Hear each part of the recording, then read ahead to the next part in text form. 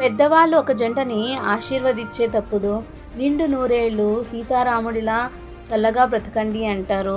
ఏ అమ్మాయిని అడిగినా రాముడి లాంటి భర్త కావాలి, ఎందుకంటే రాముడు ఏకపత్ని వ్రతుడు అంటారు. పిచ్చి కాకపోతే సీతారాముడు కలకాలం ఎప్పుడండి బ్రతికారు? దశరథునికిచ్చిన మాట వల్ల రాముడు సీతని వెంట తీసుకుని అడవులకు వెళ్ళాడు. సీత మీద నింద పడింది. సీత అగ్ని పరీక్షను ఎదుర్కొని తన మీద పడిన నిందని చెరిపేసుకుంది. అయినా సరే ఎవరో ఏదో అన్నారు అని రాముడు తన భార్యని అడవుల పాలు చేశాడు. భర్తకి భార్య మీద ఉండాల్సింది నమ్మకం. మూడో వ్యక్తి ఏదో అన్నారని తన భార్యని అడవుల పాలు చేశాడు రాముడు. నిన్ను నీ భర్త ఎన్ని కష్టాలు పెట్టినా సరే ఏకపత్ని వ్రతుడైతే సరిపోదు. సో ప్లీజ్ మీ అభిప్రాయాన్ని కమెంట్ చేయండి. Thanks for watching.